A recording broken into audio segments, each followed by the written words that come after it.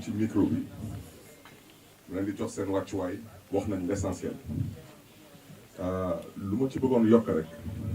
mooy su ma teewaay fii mooy pour apporter mon soutien à un mouvement que j'ai vu naître,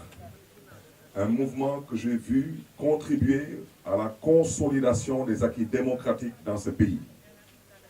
un mouvement que j'ai vu contribuer à l'éveil des consciences. Mouvement boobu naam dëgg la am na ñu ko créé naam dëgg la am na ñu koy animé dama ne suma baat ci kaw képp kuy bañkat Sénégal tu es un Y'en a marriste kon nag lii du mbiru Y'en a marre kese. Je veux mettre l'accent sur une chose wax nañ ko déjà nee nañu affaire wu député bi moo waral lii waaw mais kon nañuy wax ci mooy lan mooy ñu namm instruction man justice wax dëgg yàlla damaa dem ba doon magistrat tellement dama am jaar-jaar ak ñoom képp kuy viser instruction mooy déjà juróom benn weer jàpp ni da nga koy tëdd parce que ñoom am nañ juróom benn weer pour woo la nu muy doxee nag dañ lay bàyyee nga tëdd sa kaso juróom benn weer su desee ay ñaar ñetti fen balaa juróom benn weer yooyu mët ñu woo la génn la ci kaso bi présenter le juge d'instruction mu ne la sa tur mu ne la sa sant ne la kan nga juddu foo dëkk ne la delluwaatal kaso dinaa la waat amaat na beneen juróomi weer encore bu lay xaar loolu mooy wax ci c'est ça qui est méchant c'est ça qui est vicieux et c'est ça qui est idiot et qui est inacceptable. Dans l'autre cas mooy le cas des députés dama ne su ma baat ci kaw dans le cas des députés man mii j'ai été député xam naa luy procédure levée d'immunité parlementaire ci cas député yi c'est du flagrant délit fii amul procédure levée d'immunité parlementaire c'est du flagrant délit. Alors pourquoi est-ce que dans le cas de nos amis de Y'en a marre, Simon et Kilifeu, à qui nous réitérons notre amitié et notre soutien, il y a une vidéo et on nous parle ici d'instruction. Fii lan lañ fi instruire amul benn doomu réew mi bu fi porter plainte ni contre Simon ni contre Kilifeu lan lañ fi instruire ñaari nit nekk ci oto wax ñu filmer ñëpp teg seen bët mais loolu c'est du flagrant délit yëpp leen ko flagrant délit ñu atte ko wante yéen lu ngeen di ci wut xam nañ ko mooy da ngeen bëgg a noot askan wi en quoi faisant en cherchant à museler deux leaders d'opinion dans ce pays qui sont forgés et qui ont contribué à ce que ce pays est devenu aujourd'hui en termes de prise de conscience citoyenne. Dama ne instruction dans le cas de Kilifeu et de Simon, c'est une prise d'otage. Procédure de levée d'immunité parlementaire dans le cas de députés qui sont en flagrant délit, c'est de l'hypocrisie, et vous m'excusez de l'expression, c'est de la foutaise caractérisée. Kon nag, voici le sens de notre présence ici. Maintenant, vous me permettrez de terminer rapidement. Parce que notre présence ici,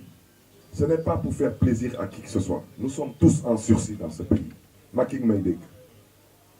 su ñu paree ak gaañi ci man la ñu bëgg a ñëw lu ñu namm ci man mooy lu ma namm ci dëkk bi ci biir dëkk bi mooy Dakar fii laa juddoo fii laa yaroo moom la ñu bañ a gis mu nekk. dama ne am yàlla yi buur ñàkk yàlla yi buur wante ñàkkuñu jom. Macky Sall dama ne au mois de mars 13 Sénégalais laa wax 13 Sénégalais ñàkk nañ seen bakkan fii amu ci benn neex fi amu ci kenn ku ci ñàkk bakkanam amoon ci gànnaay procureur nee na gisul dara procureur nee na déggul dara lu jotoon xew ci mairie bi y a 10 ans de cela nga ne da ngeen di ko tëggaat maa ngi leen di xaar di leen di gërëm nag di leen di sant et tout mon soutien au mouvement Y'en a marre. di wax ci turu FRAPP suñu teewaay fii nag tey ñun waa FRAPP mooy ñëw pour exprimer toute notre solidarité à nos frères et sœurs de Y'en a marre. Une double solidarité benn solidarité bi mooy suñu doomu ndey Kilifeu ak Simon ci li leen dal beneen solidarité bi mooy l'institution Y'en a marre bi nga xam ne gis nañ ne il y a une entreprise une tentative de liquidation et de démantèlement systématique de ce mouvement-là ñaar yooyu moo ñu fi indi yonente bi da doon wax ne ah sa mbokk bu tooñee na nga taxaw waaye bu tooñulee itam buñ ko tooñee na nga taxaw ñun dañoo ñëw dox tànku mbokk ndaxte waa Y'en a marre suñuy mbokk lañu suñuy doomu ndey lañu man ma am si benn aspect particulier ndaxte 2021 bii li ma toog ak ku mel ni kilifa li ma wax ak ku mel ni kilifa li ma sekk ak ku mel ni kilifa sax sekku ko ak waa Y'en a marre man sax sekkuma ko ak waa FRAPP dem nañ fu nekk ci Sénégal ci 2021 bi xam naa sax ndeysaan dégg naa Macky Sall mu ngi naan lu ngeen di def Guy Marius Sagna parce que ci vidéo bi dégg nañ benn jigéen muy wax Guy Marius Sagna pour wan leen ne kilifa ak Simon ak Y'en a marre fu ñu toll ci ñun ñëpp nag seetaan nañ vidéo yi Sénégalais yëpp seetaan nañ vidéo yi dafa am loo xam ne mënuñu ko weesu pour l'instant tant que justice deful liggéeyam li nga xam ne mënuñu ko weesu mooy lenn rek comme ni ko Y'en a marre waxee ñu ngi naxarlu di mettitlu posture bi nga xam ne gis nañ ko ci vidéo bi te mu jógee ci suñu mbokk suñu doomu ndey bi nga xam ne fu ngeen natt suñu coofeel ci moom weesu na ko muy kilifa maanaam moralement am na posture ak kàddu yoo xam ne mun nañ ko duut baaraam mun nañ ne yéen waa Y'en a marre yéen waa FRAPP yéen waa nangam lii ngeen di xeex posture bi est-ce que dëppoo na ak li ngeen di xeex sur le plan moral ñu koy naxarlu di ko regretter waaye bu weesoo loolu dañuy bàyyi justice def liggéeyam lii mooy premier aspect bi deuxième aspect bi nag mooy dafa am ay éléments yoo xam ne dafa wane un complot manifeste duma ci sori vidéo bi nu mu génnee fekk waa ji mu ngi kaso kan moo ko génnee gendarmerie wala administration pénitentiaire wala avocat di giseek Thierry Mamadou Diallo le timing waa Y'en a marre wax nañ ci lan moo tax ñu xaar 45 jours en réalité dafa am beneen affaire mooy li waa ji doon wax quand vous êtes embêté par une affaire vous créez une autre affaire une affaire dans l'affaire et une autre affaire dans l'affaire de l'affaire en réalité c'est à ça que sert ce dossier-là créer une affaire dans l'affaire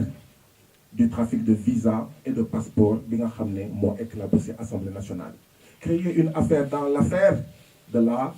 cherté de la vie de la hausse des prix dans ce pays-là bi nga xam ne mais sénégalais yëpp sonn nañ ci naka la ñuy fexee ba coowal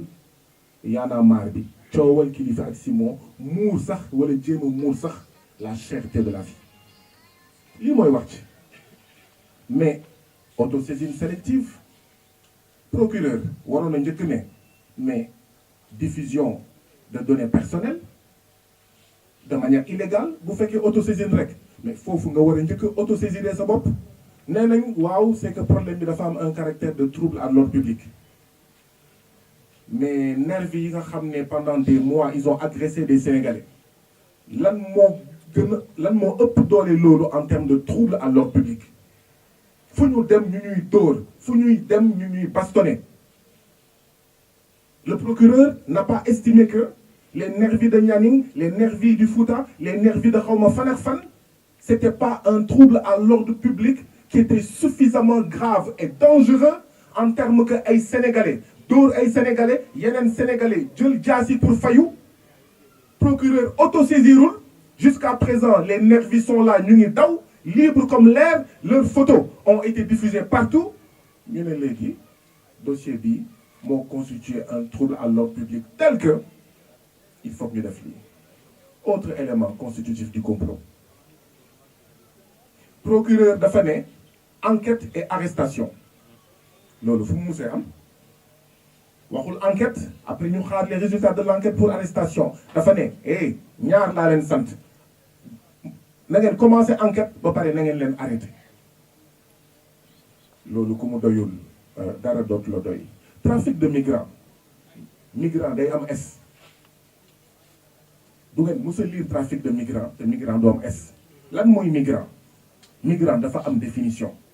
naam du kàddu wolof kàddu nasaraan la migrant dafa am tur ak sant lan mooy tur ak sant migrant mooy koo xam ne dafa jóge cim réew mu ndóol mu am jafe-jafe économique ne day dem ci beneen réew ngir am fa xaalis pour wàññi coono wam loolu mooy migrant ndax dégg ngeen ci vidéo ñaari vidéo yu lëmbee Sénégal ci dossier bi Thier ne moom day migré kan moo am impression que Thier c'est un migrant wala il aspire à être migrant lenn rek la ñu dégg et même dans l'enquête Thier l'a confirmé sama doom dafa feebar et les enquêtes ont confirmé que Thier dafa am doom bu feebar trafic de migrants pour lan donc li ñu bëgg a teg ki nga xam ne moom mooy Simon c'est un autre élément du complot mooy trafic de migrants kan mooy migrant bi Thier non ce n'est pas un candidat à la migration c'est un candidat pour yóbbu doomam mu dem faju waaye dafa fekk ne am na charge yoo xam ne boo ci yemee du mujj fenn dañ leen di juger semaine bii jox leen sursis bàyyi leen ñu ñibbi autre élément du complot xam ngeen lan moo tax procureur toog 45 jours soog a jóg parce que mënu loon jóg y avait pas de plainte c'est la première fois qu'on voit un procureur s'autosaisir dans un dossier qui concerne 2 Sénégalais te plainte amul 5 membres du FRAPP ñu dóor leen mi fële Nianing depuis mois de mai ñu porté plainte déposé gendarmerie depuis mois de mai ba tey jii nii tous amul il faut être sérieux là ku mu leerul ci ne lii kumba am ndey ak kumba amul ndey la dara du la leer dara dootu la ko won dama ne dañoo waxoon kumba am ndey ak kumba amul ndey ci Karim Wade du dëgg du yoon ci Khalifa Sall du dëgg du yoon ci Ousmane Sonko du dëgg du yoon et ils ont commencé duma lim Bougazeli effectivement Bougazeli est libre comme l'air ngeen foog ni dëgg la drogue nañu waxante dëgg waa Y'en a marre ay jàmbaar lañu Kilifeu ak Y'en a marre ils ont donné une leçon de bonne gouvernance depuis 2012 fan ngeen déggee Macky Sall APR ak Benno Bokk Yaakaar def communiqué quand régulièrement tous les jours des ministres sont épinglés ci toje alalu réew mi kañ ngeen dégg un communiqué de l'APR muy wax les ministres les directeurs épinglés lu am promotion Y'en a marre a donné une leçon de bonne gouvernance à Macky Sall à l'APR et à Benno Bokk Yaakaar ne leen vous ne pouvez pas rester silencieux quand ci alalu askan wi ñuy jàpp ñi nga xam ne ñun la ñuy liggéeyal suñu surga di toje di sàcc di seeñu suñu alal ñii dañ leen war a décorer il devrait y avoir 100 1000 1500 1 million de Y'en a marre dëkk bi continent bi jëm kanam Kilifeu a donné une leçon de bonne gouvernance à tous les militants de l'APR et de Benno Bokk Yaakaar kan la ñu cité 94 milliards Mbaye Prodac Niang xawma Ciré Le Postier Thérèse Faye ak ñoom seen la liste elle est longue Cheikh Omar Niébé Anne kan ngeen gis dans cette très longue liste kenn ku démissionné ne je veux mettre à l'aise le gouvernement et mon parti Kilifeu a suspendu l'équivalent d'une démission gars yi loolu dañ ko war a siwal dañ ko war a jàngale dans des facultés de sciences politiques politiciens de l'APR prenez-en de la graine politiciens de Benno Bokk Yaakaar prenez-en de la graine politiciens de l'opposition prenez-en de la graine lii mooy wax ci lii moo ñu fi indi il y a 2 parts la responsabilité individuelle et moralement oui dootuma ci dellu si mais il y a une grande part de complot boobu nag duñ ko nangu tey duñ ko nangu ëllëg man je suis chrétien et après bu ma sawee ci mbedd bi quelle est la presse qui ose dire que l'église est dans la mare quelle est la presse man bu ñu ma bettee may saw ci digg mbedd bi qui ose dire l'église dans la mare et une partie de la presse pas toute la presse parce qu'elle a reçu des enveloppes en espèces sonnantes et trébuchantes ose dire Y'en a marre dans la mare mais c'est n'importe quoi c'est de la manipulation c'est de l'amalgame avec un objectif bien déterminé liquider et démanteler un mouvement du fi amee tey du fi amee ëllëg dama bëgg Macky Sall xam ne jotewul ak Y'en a marre ñun ñëpp la jotee te di nga xam ne lépp dëgg la dama ne préfet bu Ndakaaru wax na waa Y'en a marre ne leen yéen waa Y'en a marre ak yéen waa diw ak diw ak diw bi ngeen duggee ci dossier Ousmane Sonko bi la ñu xam ne ñàkk nañ bu ngeen ko bàyyi woon ak ñur rek ndulli nañ ko yàgg na. Nous avons un président de la République, Macky Sall, à l'esprit revanchard. Et c'est cette revanche qui est en train de continuer. waaye wallaay ñun ñooy am ndam jërë ngeen jëf.